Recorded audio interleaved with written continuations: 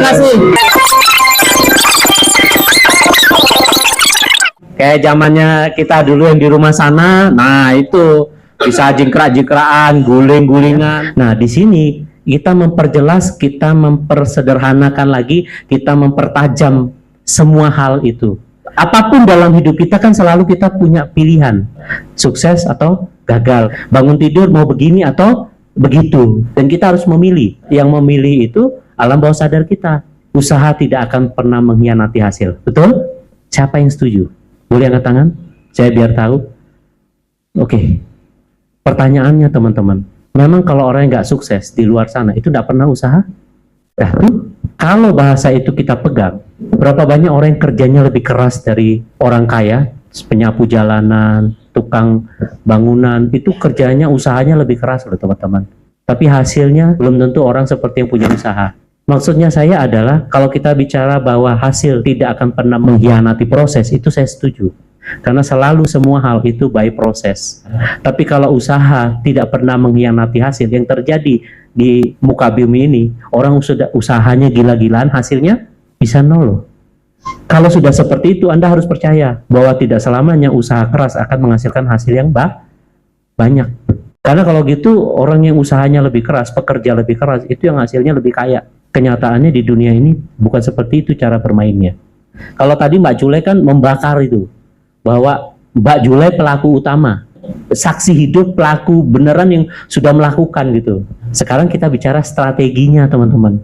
Union dibentuk itu tujuannya satu, hasil kerja keras kita menikmati 2 tahun. Atau yang kedua, kerja keras kita nikmati seumur hidup. Pertanyaannya, teman-teman mau yang mana? Maunya seumur hidup. Siapa yang setuju bahwa hidup teratur, makan teratur, tidurnya teratur, olahraga teratur, dan lain sebagainya, itu akan membuat Anda jauh lebih sehat. Siapa yang setuju? Semua akan setuju. Pertanyaannya, siapa yang saat ini tidur teratur, makan teratur, olahraga teratur? Sebentar, akhirnya mundur. Sama, kalau ditanya siapa yang mau sukses, semua mau sukses. Siapa yang mau bayar harganya? Bentar. Dulu ya, kalau teman-teman nyanyi keroncong, nyanyi dangdut, itu kan selalu punya irama, ada cengkoknya, ada apa. Di bisnis kita teman-teman juga ada iramanya. Jadi kalau BOP itu isinya tetap, karena memang tujuannya bukan untuk orang yang sama. Kalau BOP itu untuk Anda, ya jelas kita akan kasih ganti materinya setiap minggu, setiap BOP. Kenapa? Orangnya sama.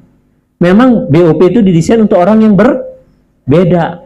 Dan BOP itu bukan untuk pertemuan pertama kali. Kembali lagi teman-teman, kita bicara, Anda mau menikmati kerja keras Anda 2 tahun, atau menikmati kerja keras Anda seumur hidup. Selalu pilihannya mau seumur hidup. Karena kerja kerasnya beda. Kalau satu kerja kerasnya ciptain omset, kalau yang satu kerja kerasnya menciptain aset yang menghasilkan omset. Nah, ciptain aset ini beda dengan cara ciptain omset. Kalau ciptain omset gampang. Anda pelajari itu siklus kehidupannya para MDRT. Pertama approaching, daftar nama, handling objection, bla bla bla, sampai after sale service. Anda perdalam, jam terbang di atas 10.000 jam untuk closing. Anda bisa closing gede-gedean. Yang penting target pasarnya sesuai. Tapi kalau bangun aset, ceritanya beda teman-teman. Kenapa? Karena aset itu orang, ini people business, ini manusia. Makanya kita sering joke sama teman-teman, bisnis kita tuh human trafficking. Bisnis kita people business. Karena yang kita ajak kerjasama, jadi partner bisnis kita, itu ya orang yang mereka bisa berpikir, mereka bisa mengambil keputusan sendiri, mereka bisa menilai, mereka juga punya pengalaman. Itu kenapa butuh proses semuanya, termasuk kita. Even nanti Anda akan ketemu proses di mana Anda punya income gede, Anda punya tim gede, bisa saat itu hilang loh. Kenapa? Pasti akan tahu jawabannya apa. Masalahnya cuma satu. Masalahnya leadership. Jatuh bangunnya sebuah organisasi ditentukan oleh kepemimpinan. Dengan kata lain, kepemimpinan itu sama dengan pengaruh. Tapi di satu sisi saya dipengaruhi orang lain, tapi satu sisi saya mempengaruhi orang lain. Bisa bayangkan enggak kalau dalam ruangan ini, keputusan Anda, sikap Anda, leadership Anda, itu akan merubah hidup orang lain loh. Mungkin Anda nggak tahu.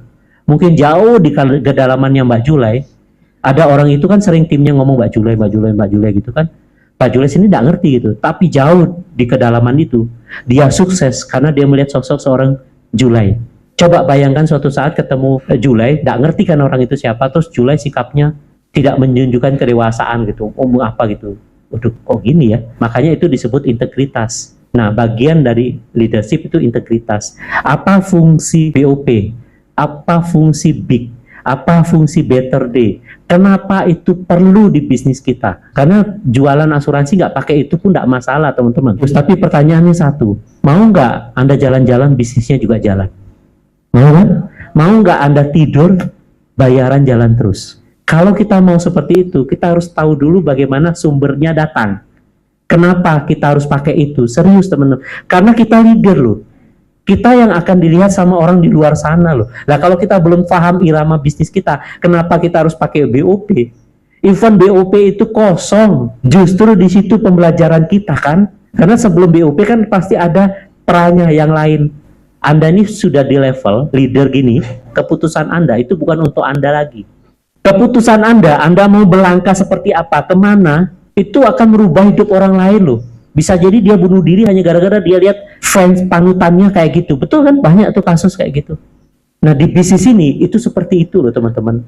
Bukannya saya minta Anda jadi Shaolin yang wah begini, bukan begitu maksudnya. Gini, pada saat kita berprinsip kita bantu banyak orang, secara automatically ada tangan yang lebih tinggi dari semua orang yang akan bantu Anda. Jadi prinsip yang kita bangun sekarang bantu orang lain itu sudah terjadi di zaman Musa. Karena waktu itu ada orang miskin, sangat miskin. Si orang miskin ini ingin tahu bahwa Tuhan itu ada. Dia minta sama Nabi, katanya kamu utusannya Tuhan gitu kan. Oke, kasih saya rezeki tanpa terhingga setahun aja, dia bilang gitu. Oke, katanya. Ini Nabi Musa bicara sama, singkat ya ceritanya ini, bicara sama Tuhan, tolong kasih dia rezeki setahun. Terus Tuhan melalui malaikat bilang, oke, kasih dia setahun.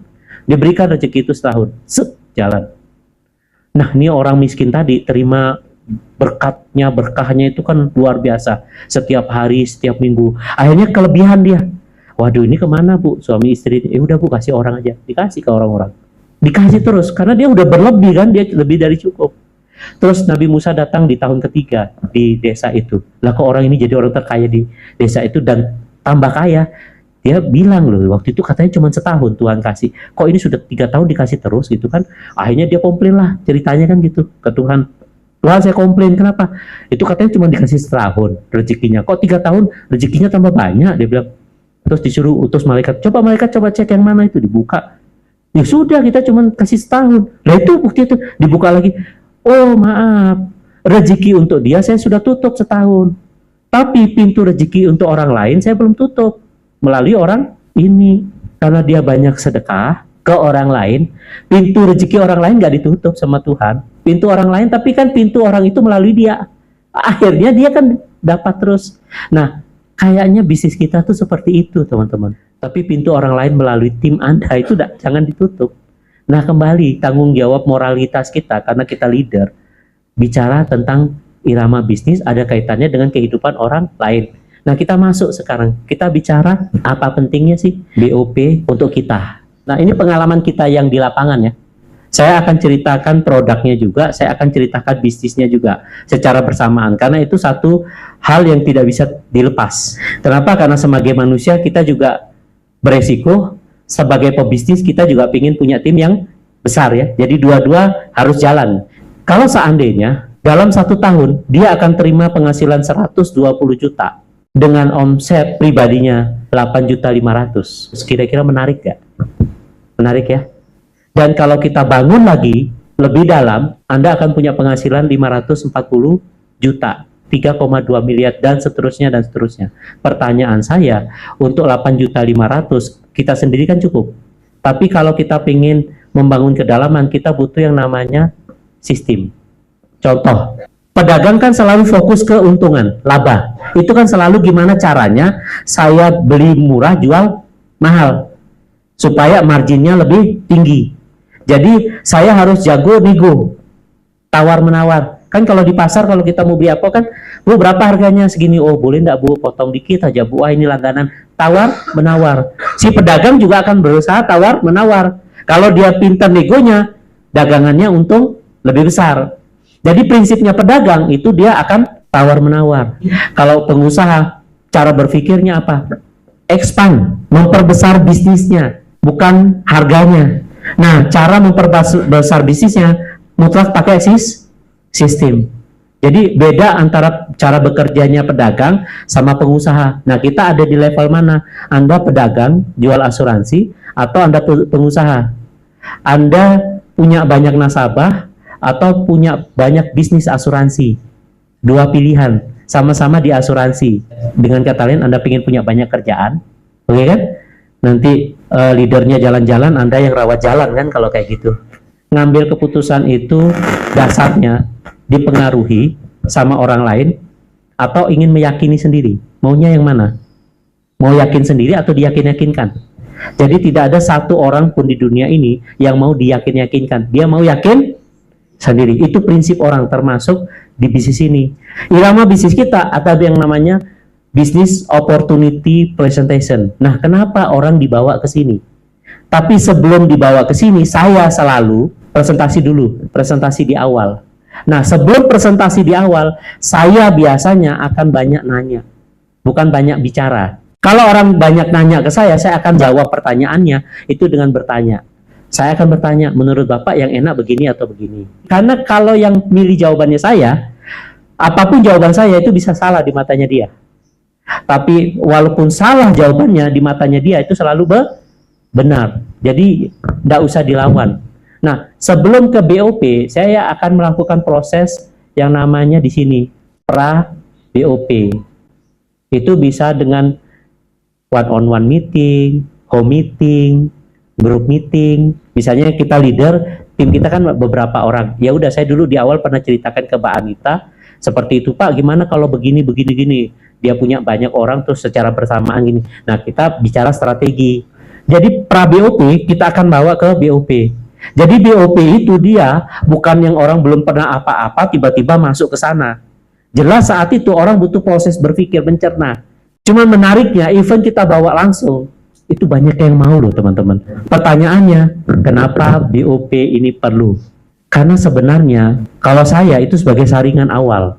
Kalau teman-teman bisa rekrut orang, orang ini ngomong, saya siap Pak Julo pokoknya, pokoknya luar biasa lah. Ini kita kan sudah di PHP ini tuh biasanya gitu. Jangan lupa, tugas Anda itu punya tiring, punya saringan di bisnis ini.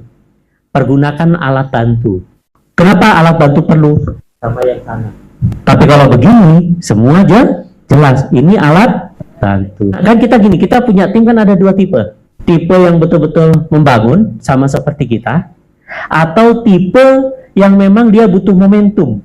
Dia mungkin 2 tahun lagi, atau bisa jadi seperti itu. Atau dari awal kita sudah tahu memang dia jalan tanpa BOP. Anda harus tahu bahwa tim inti Anda itu harus ada di sini. Mau dia presentasi 20.000 kali, mau dia closing 1 miliar setahun, 2 miliar setahun, 3 miliar setahun. Kalau fokus Anda ke passive income, orang seperti itu tidak akan pernah bisa jadi aset Anda. Dia hanya bisa jadi omset Anda. Sedangkan bicara investasi itu bicara aset, bukan bicara omset. Omset itu hasil. Omset itu kalau ada activity, nggak ada activity no omset. Kalau saya melihat berapa banyak kaki saya yang ada di pertemuan ini. Jadi BOP ini bagi kita, ini alat saringan, ini alat bantu. Pertama saring, kayak ginjal kan fungsinya menyaring. Nggak ada ginjal selesai kita. Di tubuh bisnis kita itu ada alat vital. Organ-organ vital yang namanya BOP. Jadi kalau Anda ingin tahu bisnis Anda besar atau tidak, lihat di sini. Dan kalau Anda ingin punya bisnis besar, pastikan orang-orangnya ada di sini. Itu kenapa kita harus yang buat nanti BOP-nya sendiri. Kalau selama ini belum ada, ikutlah yang punya BOP dulu. Tapi sambil Anda ngembangin. Kita sudah biasa teman-teman, kita prospek 10 orang, orangnya oke-oke. Giliran ngajak di BOP, nggak ada yang datang. Justru saya bersyukur. Kenapa? Berarti masih banyak yang belum paham bisnis ini. Celaka kan kalau sudah paham semua, Anda nggak kebagian loh. Sudah masuk ke orang lain, betul nggak? Berarti masih banyak yang belum tahu cara bangunnya. Memang ini kita nggak pernah buka di tempat biasa. Kita hanya buka lebih dalam. di sini. Kalau semua itu gampang, ya hasilnya nggak 1 miliar sebulan, nggak 540 juta tanpa Anda punya omset, tidak ada 4 triliun di kaki ke-8. Saya bilang kemarin ke Pak Barus, kita wajib closing pribadi sebanyak mungkin, tapi tanpa melupakan hakikat kita di sini. Loh, kenapa kita perlu itu? Karena satu, kita bukan butuh duitnya. Kita tahu, Anda closing gede pun, Anda akan cuma terima sebatas itu. Closing Anda tujuannya apa? Ibaratnya pisau, closing itu mengasah ketajaman Anda di bisnis ini. Sehingga besok kan jangan sampai ini ada yang orang baru masuk, Pak, cara closing gimana? Ah, gimana ya? Tapi kalau Anda pelakunya gitu, cara closing gimana? Anda mau closing apa? Mau closing bisnis, mau closing SIG, atau mau closing apa? Kita bicara hal yang berbeda. Anda ngerti posisi Anda gitu loh. BOP ini sebagai alat saringan awal. Untuk apa? Satu, untuk tim kita, saringan awal, kita tahu mana yang serius, mana yang enggak. Ini kita bicara aset ya. Yang kedua, tujuan BOP sebagai alat bantu kita membangun yang namanya passive income. Kok bisa? Dari mana hitungannya? Gini teman-teman, kita punya pertemuan BOP, Better Day, Big, itu punya tujuannya masing-masing. Ada yang bicara tentang gulungan aset, ada yang bicara gulungan omset. BOP ini salah satu alat dalam menggulung omset. Kalau untuk menggulung aset itu namanya big, kesini teman-teman. Kalau yang namanya Better Day itu untuk menggulung omset. BF big ini selalu bicara gulungan aset. Di sini kita selalu mengupgrade orangnya, tapi kapasitas orangnya. Kita di pertemuan ini pertemuan apa? Tujuannya apa? Kenapa ini ada? Kita juga bukan hanya active income tapi massive income. Enak kan kalau punya pasif tapi masif gitu kan. Orang punya aktif banyak aja enak, apalagi pasif dan banyak. Cuma pertanyaannya itu tidak pernah terjadi kalau kita tidak pernah desain. Jadi income by design ya dari sini teman-teman. Dan ini ada irama bisnisnya. Contoh, orang yang dari BOP, setelah keluar dari BOP Anda apain tim Anda? Yang paling penting itu setelah itu. Bukan saat pertemuannya, kita kerja kerasnya itu sebelum dan setelah acara. Di setiap acara apapun, Better Day, BF, Big, BOP, itu kan kita rekrut, promosi dan sebagainya. Kerja kerasnya di situ sama setelah BOP. What to do? Pada saat dia tanyakan apa yang harus saya lakukan, saya cuma bilang pastikan parameter ini masuk ke Anda. Itu. Jadi besok kalau dia belum sukses, saya cuma nanyakan parameternya sudah selesai belum? Oh belum, ya udah. Di parameter itu kita bicara ada pertemuan, ada bicara omset, ada bicara apa-apa yang harus menjadi parameter.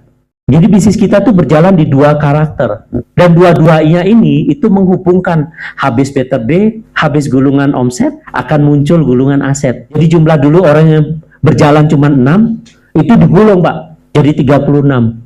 Yang 6 tadi itu gulung lagi Pak, yang 36 gulung lagi Pak, terus ke bawah, ke lebar, ke samping, begitu terus. Karena dimainkan dua, gulungan omset dengan gulungan aset. Jadi berkesinambungan. Selesai BOP saya yang biasa saya lakukan, saya tanyakan, Mas, kan kemarin kita sudah ketemu, sekarang tadi lihat materi di BOP, boleh nggak saya tahu, dari materi BOP tadi mana yang menarik untuk Masnya, saya sebutin nama. Nah dari situ saya ingin tahu responnya dia, apakah ada hal yang menarik. Biasanya kan ada hal yang menarik, belum tentu menurut pemikiran saya itu ternyata beda gitu loh. Makanya saya harus tanyakan. Nextnya saya masuk ke tahap berikutnya. Nah kebetulan tahap berikutnya Better Day, pertemuan akbar kita yang terdekat. Better Day, pengalaman saya itu alat paling canggih yang teman-teman bisa pakai itu dalam melipat gandakan omset itu bisa 1000 kali lipat dalam satu pertemuan. Kalau BOP sifatnya 1x1, dia sendiri yang mutusin. Next berikutnya apa yang saya lakukan? Saya buat janji temu sama dia. Kalau orangnya sudah siap jalan, saya cuma bilang gini, Mas, mau bisnisnya jalan minggu ini atau minggu depan? Jawabnya minggu ini. Mau jalan sendiri atau saya bantu?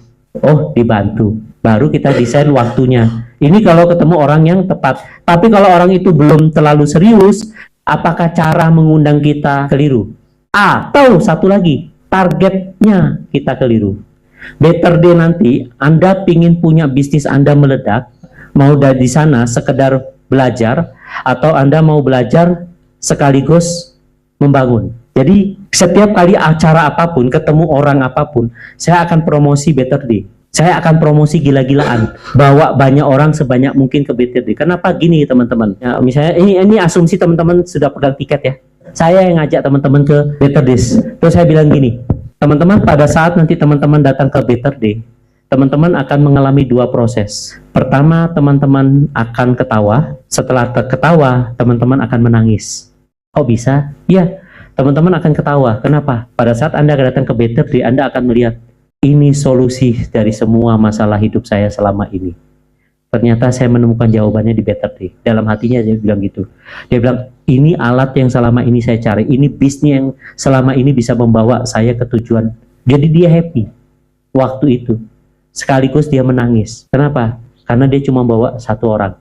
Dan satu orang itu tanpa disuruh pun bisa membawa 10 setelah selesai. Karena dia sama kayak dia, termotivasi banget. Seandainya dia bawa 10, itu ceritanya jadi 100 loh. Karena dia saking semangatnya, dia nangis. Kenapa? Coba tadi dia bawa 10, jadi 100. Sama kan seperti cerita waktu itu, ada ibu-ibu di tengah jalan tuh menangis, menjerit-jerit. Terus ditanya sama bapak ini yang baik hati, Bapak Budiman, turun dari mobil, Bu kenapa? Dia nangis, uang saya 1 juta hilang. Oh jadi terharu kan? Oke Bu, kalau gitu saya kasih 1 juta. Ibu sudah jangan menangis. Wih nangisnya tambah. Tuh hamba nangisnya. Loh kenapa? Bukan saya sudah kasih 1 juta. Ya kalau nggak hilang kan jadi 2 juta dia bilang. Nah itu maksud saya. Dia nangisnya tambah keras. Karena cuma bawa 1. Coba bawa 10 kan jadi 100. Sama ceritanya seperti itu. Sampai kadang kalau disuruh milih, kalau seandainya dia punya duit, dulu suruh buka polis, sama suruh AAJI, sama suruh beli tiket. 3 hal yang harus dia lakukan bersamaan. Misalnya seandainya uang terbatas, tiket itu dulu, nggak apa-apa mas tiket. Kenapa? Karena prinsipnya gini teman-teman. Oke dia serius, dia AAJI, dia buka polis. Maringono dia stop. Kenapa? Dia nggak punya alasan cukup kuat untuk jalan di bisnis ini. Kesuksesan itu tidak ditentukan oleh bakat saja atau kerja keras saja. Kenapa? Contoh, Anda disuruh rekrut. Wah, kerja keras kan? Kerja terus. Sudah 20 kali, 30 kali, 50 kali. Akhirnya di dalam hati Anda ngomong apa? Betul kan? Saya nggak berbakat di bisnis ini. Betul kan? Saya bakatnya jualan. Wis salah. Percaya, bakatmu tuh jualan. Anda sudah kerja keras loh. Ternyata kerja keras itu tidak cukup. Bakat pun itu hal yang terpendam, harus diasah dengan konsisten baru bisa jadi hasil. Nah, kita kembali di sini teman-teman. Better Day itu alat kita untuk membuat gulungan omset. Kok bisa begini teman-teman? Omset 8.500.000 bulanan ya. Ini diduplikasi sama 6 orang. Mereka punya komisi, kita punya offering 30 juta, betul nggak? Di kedalaman kedua, 36 orang itu menghasilkan income 90 juta. 216 orang menghasilkan income 540 juta. 1296 itu menghasilkan 3,2 M. Kita tahun depan, kita punya jalan-jalan yang namanya Vienna dan Praha. Kalau Anda tembus di Vienna, Praha kan pasti sudah melewati proses yang namanya Tokyo, betul nggak? 2 negara. Siapa yang mau ke Vienna sama Praha? Siapa yang mau serius? Saya kasih kuncinya malam ini. Ini pasti terjadi, I'm guarantee. Bila perlu kita hitam di atas putih, kontrak pakai materai, Anda pasti ke Vienna, Praha. Yang penting ikuti Union punya cara. Teman-teman, Vienna dan Praha dengan omset 8.500.000. Kalau orang baru, saya kasih begini, dipangan nggak sama dia? Calon agent Anda itu loh. Ini potensi bisnis kamu nih. Kalau kamu mau ikuti cara saya, misalnya Mbak Jule kalau sampai mau ikuti cara saya, ini potensi penghasilan saya garanti. Hitam di atas putih pakai materai saya berani. Yang penting ikuti parameter kita, parameternya ya penuhi. Anda pasti dapat income begini. Lah iya, kalau parameter dipenuhi pasti income-nya segini. Nggak mungkin yang ngasih bukan saya kan, yang ngasih MSIG. Pada saat ini terjadi, Anda ke Vienna sama Praha. Dengan omset 8.500.000, Anda bisa ke Vienna, Praha. Kira-kira di kepalanya orang, lebih mana mudah tercapai dengan angka 8.500.000 atau saya bicara Anda harus punya omset pribadi 1 miliar untuk ke Vienna, Praha. Kira-kira menurut Anda, ini orang umum loh ya, bukan Anda ya, mana yang logika di kepalanya dia lebih masuk? Mau nggak dia kejar ini? Oke, saya mau komitmen. Oke, kita komitmen 1 tahun ya, tapi saya pastikan 6 bulan Anda capai. Bagaimana caranya? Nah, kita akan jeletehkannya, kita akan buka caranya. Dan caranya sederhana. Gimana? Pastikan dia punya omset 8.500.000 atau 100 juta. dan diduplikasi sama 6 orang. Kalau 6 orang itu kejar dan dia punya 6, kan ditanya sama yang di bawahnya, Pak, apa sampai kejar 6, Pak? Loh, aku buka TV-nya nanti. Loh, ngono aku melo. Gimana caranya? Ya 100 juga sama 6. Ya wis. Coba bayangkan, kalau Anda punya omset di sini, ini omsetnya berapa teman-teman? 600 juta. Kalau di sini 36 dikali 100 berapa? 3,6. Omset ini ditambah omset ini jadi berapa? 4,2. Jika si orang ini tadi, dia cuma ngejar 6 dan dia pastikan yang ini jalan, omsetnya sudah tembus 1,7 nggak? Tembus kan? Besok kita akan detailkan dan kita akan bicara ini dalam bentuk Better Day. Jadi saya undang pengusaha untuk datang ke Better Day. Apa yang saya omongkan? Saya undang karyawan, apa yang saya omongkan? Sehingga dia mau bayar 150.000. Seandainya orang datang ke Better Day dan dia bayar 150.000, dia serius nggak? Berarti kan Anda sudah screening awal. Dan dia mau bayar. 150 mahal loh teman-teman. Cuman kalau pembandingnya 120 juta, jadi beda. Saya bilang, kamu mau nggak punya income 120 juta? Ini salah satu contoh. Kamu mau nggak punya income 120 juta? Mau dong. Saya bilang, ini tiket kamu menuju 120 juta. Dan itu tidak akan bisa terjadi tanpa Better Day. Kenapa? Karena Better Day kan kita bicara why-nya, bukan how-nya. Momentum, kenapa dia harus ada di bisnis ini. Tapi perantara sebelum Better Day, itu kan ada yang namanya BF, Builders Forum. Nah, karena Builders Forumnya di Surabaya, kita pindahi ke sini, teman-teman. Jadi, sebenarnya sebelum Better Day, kita punya jembatannya, bridge-nya. Ini, Band of Builders, penggantinya BF.